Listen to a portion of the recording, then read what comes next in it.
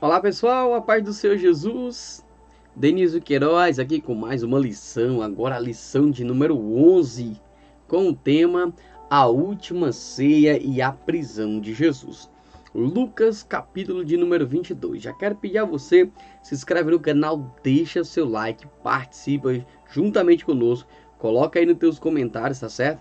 O que você tá achando dessas aulas? Faz aí como o irmão Rocha, lá de Maracangalha, Belém do Pará, e também para aí a Raimunda Cruz, que está nos acompanhando cada vez que lançamos aqui as nossas aulas, tá bom, pessoal? Então vamos lá, nos ajuda a dar essa força, vamos iniciar a lição de número 11. Para quem não me conhece ainda, eu sou Denísio Queiroz, formação bacharel em Teologia, agora estou cursando Pedagogia e pós-graduação em Aconselhamento Pastoral e Terapia Familiar, tá bom? Então vamos lá, lição 11, última ceia e a prisão de Jesus, Lucas capítulo 22. Leitura bíblica para estudo, Lucas 22, do 1 ao 23, você pega e faz a leitura aí na sua casa, para que a gente possa ganhar tempo aqui, tá bom? Essa revista que nós tomamos por base, já estamos até finalizando, já estamos aí na expectativa da nova revista, tá bom? Textuário e verdade prática. Chegada a hora, pôs-lhe Jesus à mesa e com eles os apóstolos, e disse-lhe: Tenho desejado ansiosamente comer convosco esta Páscoa, antes do meu sofrimento. Pessoal, nós vemos aqui a última Páscoa, tá? Um momento importantíssimo de Jesus reunido ali com os seus discípulos. Verdade prática. A ceia é a celebração da nova aliança que devemos proclamar até que Jesus volte, tá certo? E aqui nós celebramos a Santa Ceia porque nós cremos que Jesus morreu, ressuscitou ao terceiro dia, subiu ao assunto aos céus e voltará para buscar a sua igreja. A nossa introdução, nesta lição, trataremos acerca das últimas horas antes de Jesus ir ao Calvário, o momento que Jesus está indo para ser crucificado. Lucas apresenta detalhes importantes e singulares a respeito do que ocorre desde a conspiração para matar Jesus até o primeiro julgamento, em um enredo marcado por grande tensão e dramaticidade. Então, Lucas traz detalhe como aconteceu o momento em que Jesus está sendo levado até ser crucificado, tá bom? Então vamos lá. Agora os nossos pontos. Você dá uma lida em casa bem rapidinho, tá bom? A traição, a Páscoa, a ceia, os últimos dias, a agonia no Getsemane, só para a gente ganhar tempo aqui na nossa aula, pessoal. Então vamos lá. Ponto 1. Traição, Páscoa e ceia. Nós vamos abordar aqui 3 coisas, então preste bastante atenção, tá bom? A influência satânica. Ora, Satanás entrou em Judas, chamado Iscariotes, que era um dos 12. Os primeiros versículos nos mostram uma conspiração para prender e matar Jesus, mas sem provocar um tumulto, fato que foi resolvido com a traição de Judas, ou seja, foi algo ali bem sorrateiro, né, para pegar ali tudo na calma, sem nenhum espanto, sem nenhum tumulto. Enquanto os sinópticos informam que o traidor foi um dos 12, Lucas enfatiza que Satanás entrou no traidor e se apoderou dele para tal ato, revelando em linguagem assustadoramente direta a verdadeira fonte dessa ação maldosa. Pessoal, olha só uma coisa interessante, ó. Enquanto os outros evangelhos, que são os sinópticos, Marcos, Mateus, João, eles não dão esse detalhe. Então Lucas traz aqui esse detalhe, dizendo que Satanás entrou no coração daquele que iria trair a Jesus Cristo. Porém, apesar da ação satânica, Judas foi culpado e responsável, ou seja, deu brecha para que o diabo entrasse na vida dele, tá bom? Deu legalidade. Note-se que quando relatado o seu chamado ao ministério, o Espírito Santo fez questão de registrar ao lado do nome de Judas os seguintes complementos: que foi quem o traiu e que se tornou traidor, ou seja, o Espírito Santo trazendo essa inspiração para Lucas, coloquei com detalhe detalhes o que aconteceu. Então, Lucas ele é riquíssimo em detalhe. Então, nós temos que ler com bastante atenção o livro de Lucas, que é maravilhoso, tá bom? Ceia da Páscoa. Jesus, pois, enviou Pedro e João, dizendo: Ide, preparai-nos a Páscoa para que a comamos. O relato sobre a ceia de Páscoa é mais completo em Lucas que em Mateus e Marcos. Ou seja, Lucas dá um detalhe bem maior, tá certo, pessoal? O evangelho, de Lucas nos relata que Pedro e João são enviados adiante a fim de fazer o quê?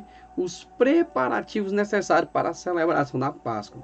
Esses discípulos foram atrás de um sinal, ou seja, eles estavam ali já prontos, fazendo todo o preparativo da Páscoa, conforme Jesus havia mandado. Um homem carregando um jarro de água, poucos homens gostavam de serem vistos em públicos fazendo um trabalho tipicamente feminino. Pessoal, naquela época, quem ia às cisternas, ou aos poços, ou às cacimbas, como chamamos, buscar água, não eram os homens, eram as mulheres. É por isso que Jesus encontra a mulher samaritana lá ao meio-dia tirando água, querendo tirar água do poço, tá certo? Então, para homens, esse tipo de serviço era vergonhoso. Na época, essa, portanto, foi uma orientação específica de Jesus, o qual mandou os discípulos seguirem aquele homem até a sua casa e solicitaram ao proprietário uma sala em que o Senhor pudesse participar da refeição com seus amigos. Então, isso foi um sinal. Ora, um homem vai estar ali fazendo um serviço que não é para ele fazer e que é vergonhoso. Isso servirá de sinal para que os discípulos tivessem a confirmação.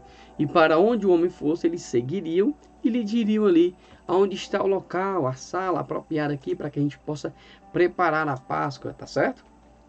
Tudo se deu exatamente como o mestre havia anunciado. Afinal, Jesus controla tudo com firmeza e sabedoria, antevendo e executando em detalhes cada ação de seu ministério. Ou seja, ele está no controle de tudo, de todos. Tudo que acontece está no controle de Jesus. Então ele prepara tudo com calma, dentro dos padrões, dentro do conforme, tá certo? Então ele faz isso na nossa vida.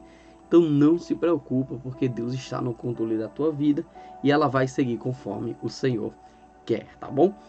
Ponto 3, ordenança da ceia do Senhor. Pois vos digo que, de agora em diante, não mais beberei do fruto da videira, até que venha o reino de Deus. Chegada a hora de comer o cordeiro pascual, ao pôr do sol, Jesus pôs-se à mesa com os seus 12 apóstolos. Cristo deixa claro que ansiava comer a Páscoa com seus discípulos antes do seu sofrimento. Pessoal, uma coisa interessante aqui, a Páscoa judaica era com o cordeiro pascual. A Páscoa que nós temos no Brasil, no mês de abril, não tem nada a ver com isso aqui e é totalmente diferente, tá certo? Eles comiam ervas amargas para lembrar a saída do Egito. Hoje as pessoas comem chocolate que não tem nada a ver. E o pior, inventaram o coelho pascual aí de uma certa marca de chocolate. Mas nós sabemos que é o cordeiro pascual, tá bom? De fato, Jesus sentia uma humana e dolorosa ansiedade por estes preciosos últimos momentos de comunhão com os companheiros a quem amava, antes que a morte o separassem deles. Ou seja, Jesus estava ali sabendo que iria passar aquele momento, e aquele momento seria de muita importância, porque logo à frente ele seria morto e não estaria mais ali com os discípulos, tá bom? Ele também conhecia a importância espiritual que este anoitecer teria para a igreja nos séculos futuros. Na ocasião, Jesus utilizou os símbolos antigos para lhes dar um novo significado. Quanto ao pão, afirmou: isto é o meu corpo, oferecido por vós. Quanto ao cálice, disse: este é o cálice da nova aliança no meu sangue, derramado em favor de vós. Declarou também: fazei isto em memória de mim. Nós vemos isso aqui, o apóstolo Paulo lá, Coríntios 11, Uma coisa interessante aqui, pessoal, é que o pão agora é uma representação simbólica do corpo de Cristo. E o vinho é uma representação simbólica do sangue de Cristo, tá certo? O fato de que nessa mesma mesa estivesse o traidor faz o drama mais trágico. Examinemos-nos continuamente em nossos corações. Ser arrolado como membro da igreja e vida santa é resistir ao diabo. Pessoal, o que nós temos que entender uma coisa? Quando nós somos aqui, ser arrolado como membro da igreja, participar de cultos, não são provas de salvação. É necessário ter vida santa e resistir ao diabo. Não adianta só eu ir por culto, participar do culto, estar nas orações. Não. Se eu não tiver, de fato, uma vida santa, uma vida santificada em Cristo e resistir ao diabo, isso não quer dizer que eu estou aí garantido em uma salvação. Porque o diabo entrou na vida de Judas e Judas estava ali com Jesus e os discípulos. Assim também, até na vida de Pedro aconteceu, mas Pedro se arrepende. Pedro vai lá e diz: Senhor, tu não irás morrer, isso não vai acontecer contigo. E Jesus diz: para trás de mim, Satanás, porque não conheceis aí os desígnios, a vontade de Deus. Então todos nós estamos sujeitos a isso. Então a vigilância, a oração, a busca ao Senhor, a leitura da palavra, a consagração, deve sim fazer parte de nossas vidas, tá bom?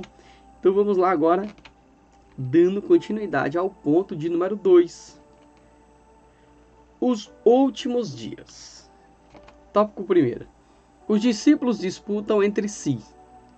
Suscitaram também entre si uma discussão sobre qual deles parecia ser o maior. Então os discípulos perguntando: quem vai ser o maior? Quem é o maior entre nós? Começaram ali a ficar discutindo. Apesar das importantes lições de amor e renúncia, recorrentemente ministradas por Jesus, através de palavras e ações, os discípulos se envolvem em uma discussão carnal, movida por anseios egoístas e mundanos. O coração humano de fato é enganoso e desesperadamente corrupto. Pessoal, a Bíblia diz: enganoso é o coração do homem, quem o conhecerá? De tudo que se deve guardar, guarda o teu coração, porque dele procede as saídas da vida. Então, olha só, os discípulos tiveram ali o ensino de diversas lições sobre amor, sobre o cuidado com o próximo, sobre ter humildade, sobre ter compaixão. Tudo isso Jesus ensina. Só que depois, e principalmente o serviço, Jesus servia em prática para que os discípulos viessem a aprender.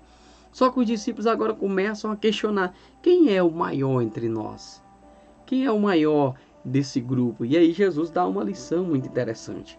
Aquele que quiser ser o maior, que seja o menor, tá certo? O Senhor deseja que seus discípulos sejam diferentes dos reis e príncipes da terra. Quem de fato for o maior no reino de Deus, terá de ser como o menor, cuja tarefa consiste em servir. Você quer ser grande? Então seja pequeno, sirva a todos. O Senhor não apenas exige humildade, mas inspira através de seu próprio exemplo. Ou seja, Jesus faz ali o momento do lava-pé, né? Mostrando a humildade. Quando ele vai lavar o pé de Pedro: Senhor, não, tu não me lavarás os pés. Aí Jesus falou: se eu não te lavar os pés, tu não me parte comigo. Senhor, então não lava só os pés, lava a cabeça, lava o corpo. Ou seja, Pedro entende o que Jesus estava falando. O que não tiver humildade no coração, simplicidade, não consegue estar no reino de Deus, tá bom? Tópico 2. A negação de Pedro é profetizada. Simão, Simão, eis que Satanás vos reclamou para vos peneirar como trigo. Ou seja, Satanás estava doidinho para botar o Pedro na peneira.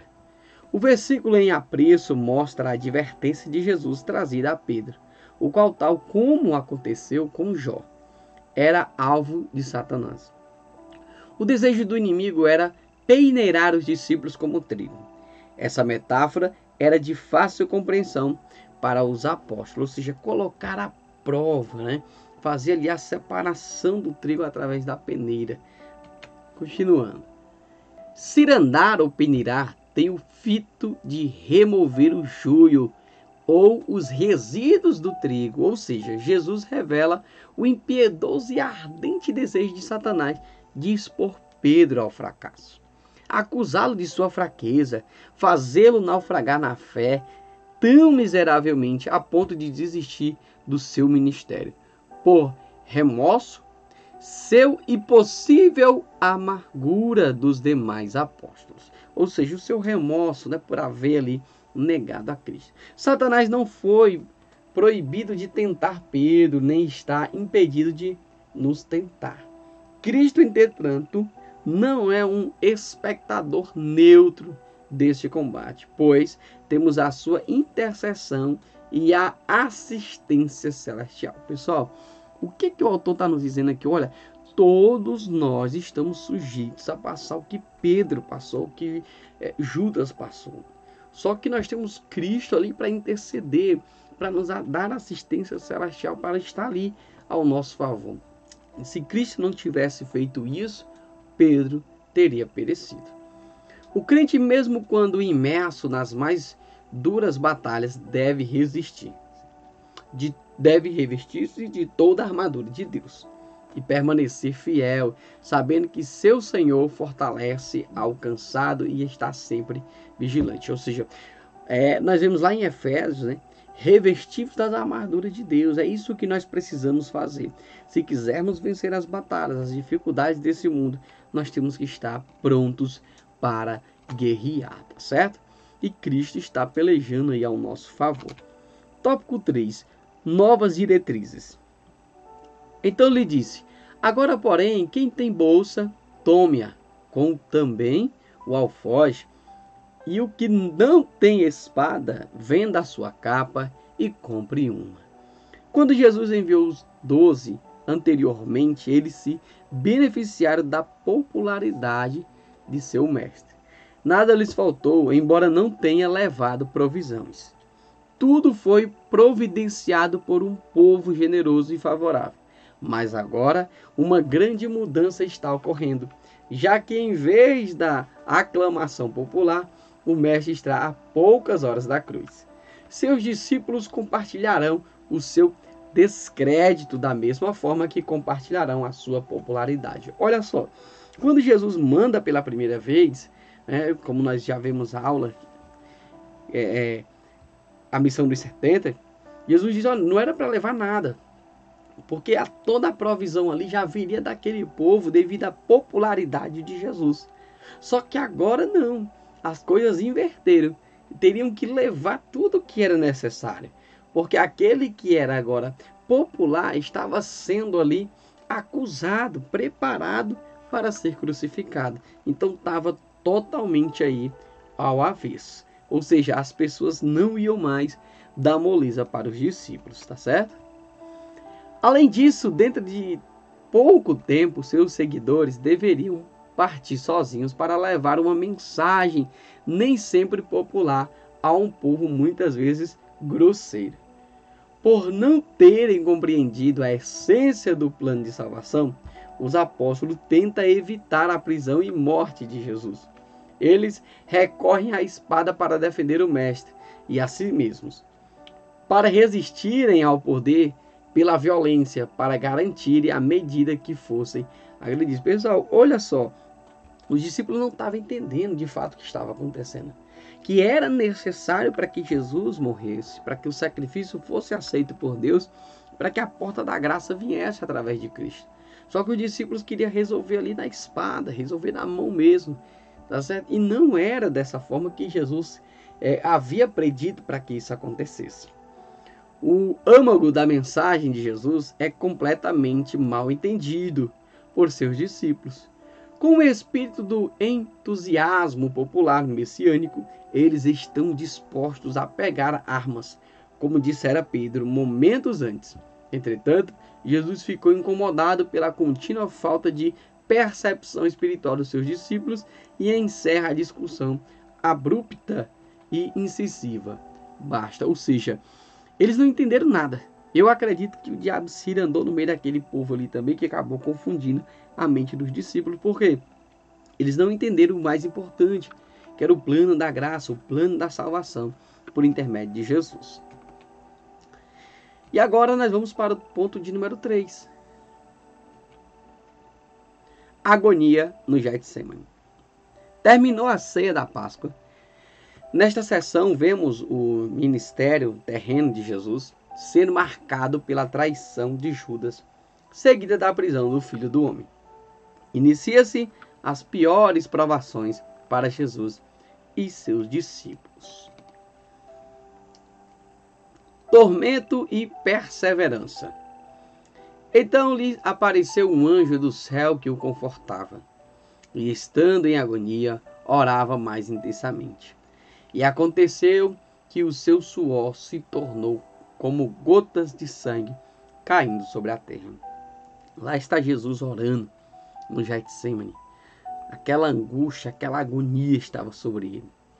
E ele, sabendo o que iria passar, ele diz: Pai, se possível fora, passa de mim esse cálice, mas que não seja feita a minha vontade, mas a tua. Olha só, Jesus disse: olha, não é a minha vontade, Pai, que vai ser feita, mas é a tua. Tá certo? Jesus sai da sala e da cidade para dirigir-se, segundo o seu costume, ao Monte das Oliveiras, lugar também conhecido de Judas. Se o traidor não encontrasse o Senhor no recinto da Páscoa, ele sabia que o localizaria ali. Longe do júbilo da cidade, na noite da Páscoa, Jesus busca sossego e concentração ao ar livre, orando no local ao qual se dirigira tantas vezes. Há quem afirme que o fato de Jesus ter necessitado de um anjo celestial para fortalecê-lo deve ter aumentado seu senso de profunda humildade.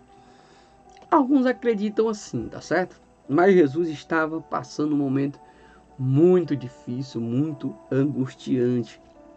Havia uma grande pressão, o pecado da humanidade estava sendo levado por Jesus. Continuando. É interessante saber que naquela época era costume as pessoas orarem em pé. Mas naquele momento Jesus ajoelhou-se. Mateus escreve que ele caiu com o rosto em terra. Isso porque o peso da angústia o estava esmagando. Ali ele suplicou ao Pai que, se possível, passe aquele cálice, isto é, aquela terrível experiência iminente. Como médico, Lucas não deixaria de registrar o fato de Jesus ter expelido sangue pelos poros durante sua angústia. Esse raro fenômeno físico se chama hematidrose. Sua ocorrência está vinculada à circunstância de estresse severo, durante as quais há o rompimento de finos vasos sanguíneos sob a pele. Olha só como é que Jesus estava. Jesus estava sofrendo uma angústia tão grande, um estresse tão severo, que os poros começaram ali a abrir finos vasos sanguíneos e começou a sair sangue do seu corpo, tá certo? Ou seja, mostrando aí como Jesus se encontrava naquele momento. Então Lucas, sendo médico, conhecedor, registrou isso aqui, deixando claro que isso aqui é um fenômeno físico que jamais foi visto. Então o que estava acontecendo com Jesus era algo muito raro, então era algo muito sério que estava acontecendo. Jesus pagou um alto preço pela minha vida e pela sua vida, tá certo? E agora vamos para o ponto de número 2. Prisão de Jesus e Pedro o nega. Então voltou-se o Senhor, fixou os olhos em Pedro, e Pedro se lembrou da palavra do Senhor, como lhe dissera, hoje 3 vezes me negarás antes de cantar o galo. Jesus, segundo parece, foi entregue a um grupo de soldados, incumbido de guardá-lo até a ascensão formal do Sinédrio. Aproveitaram a oportunidade para divertir-se cruelmente. Entenderam que ele era tido por profeta, de modo que lhe vendaram os olhos e desafiavam a dizer qual deles o espancava. Agora, profeta, adivinha quem te bateu desta vez? Lucas não dá outros pormenores, mas diz ainda que a estas ofensas foram acrescentadas muitas blasfêmias, ou seja, tamparam os olhos de Jesus e bateram em Jesus. Se tu és profeta, diz quem foi que te bateu. Aí bateram de novo. E agora, quem foi que te bateu? E aí Lucas mostra que diversas blasfêmias foram proferidas contra Jesus. Depois de chegar à casa do sumo sacerdote, Pedro se senta junto a um grupo de pessoas que se aqueciam ao fogo. Estavam ali ao redor de uma fogueira. Nessa atmosfera de comodidade, sua determinação enfraquece e quase se percebe, nega 3 vezes que tenha qualquer relação com Jesus. Nesse momento, o cantar do galo o lembra das advertências de Jesus. Lucas é o único a acrescentar que o Senhor se voltou para Pedro e o fitou. O cantar do galo e o olhar do Senhor suscitaram no apóstolo amargas lágrimas de contrição por sua tríplice negação. A intercessão do Senhor para que sua fé não minguasse e seu olhar misericordioso preservaram Pedro do desespero. Pessoal, depois eu vou fazer um vídeo só falando aqui sobre esse cantar do galo, tá certo? Então o que acontece aqui? Jesus vê Pedro e Pedro se lembra do que Jesus falou para ele. Mas mesmo assim o Senhor estava ali para ajudar ele, para preservar a ele, para que ele não viesse se perder. Nós vemos que mais à frente, Pedro, ele se arrepende, chora amargamente pelo que havia feito. Mas isso já estava profetizado e iria acontecer. Tópico 3. O Sinédrio, primeiro julgamento. Logo que amanheceu, reuniu-se a assembléia dos anciãos do povo, tanto os principais sacerdotes como os escribas, e os conduziram ao Sinédrio, onde lhes disseram: os evangelhos não reúnem pronomes acerca do julgamento de Jesus, pois assim os quis o Espírito Santo que o inspirou. Mas parece claro que houve 2 etapas principais. Primeiro, um processo judaico, instaurado pelos principais sacerdotes para que Jesus fosse condenado de conformidade com a lei judaica. Segundo, uma trama para construir uma acusação suficiente para levar os romanos a matá-lo. A ascensão da manhã transcorre de forma semelhante à da noite, ou seja, 2 etapas, 2 formas, tá certo? As duas tentando aí acusar Jesus de alguma forma, trazer ao juízo, para que os romanos viessem de alguma forma matar a Jesus Cristo. Em ambas as ocasiões, Jesus é interrogado, pois esperava que ele novamente afirmasse ser o Filho de Deus. Consciente do que estava por vir, o Senhor declara diante de todos: desde agora o Filho do Homem estará sentado à direita do Deus Todo-Poderoso. Temo-lo como réu, confesso, e como queria, não precisam de testemunhas, nem mesmo das falsas que haviam conseguido. Pessoal, só porque Jesus falou isso, para eles já foi o cume, era o suficiente para que eles viessem julgar Jesus, só porque Jesus estava afirmando que ele era o Filho de Deus, e realmente ele era e é o Filho de Deus. A manobra era alegar diante do tribunal romano que Jesus desafiava César, pois se declarava o verdadeiro rei de Israel. Na verdade, Jesus nunca quis estar contra César dessa forma. O que acontece? Uma certa vez perguntaram: é lícito pagar o tributo, né? E Jesus disse: olha, o que é que tem aí nessa moeda? A esfinge? Está aí, está a face de César. Então pronto, dá a César o que é de César e a Deus o que é de Deus. Até porque o reino de Jesus não era terreno, é um reino espiritual. E todos se incomodavam achando que Jesus iria sentar ali no trono para reinar, tá certo? E aí fizeram essa trama contra o Senhor, para que viesse o julgar.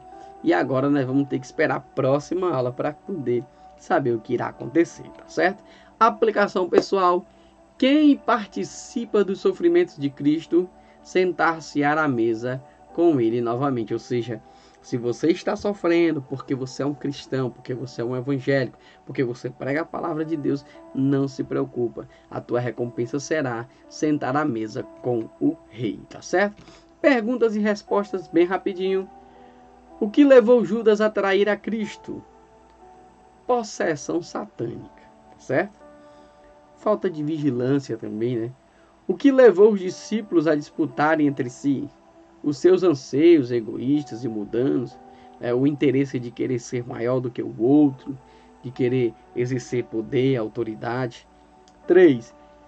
Que acusação os judeus tinham contra Jesus ao levá-lo às autoridades romanas? Que Jesus desafiava César. Mas na verdade Jesus não estava desafiando César. Isso foi uma armadilha, foi uma falsidade que eles criaram aí. Só que a presença de Jesus já incomodava todo mundo, tá certo? Todos já se sentiam temorosos, é tanto que quando Jesus nasceu, Herodes já queria matar Jesus, mandou matar as crianças de 2 anos abaixo, tá certo? E aí nós chegamos ao final da lição de número 11, até a lição de número 12, se o Senhor nos permitir. Que Deus em Cristo Jesus abençoe e vos guarde.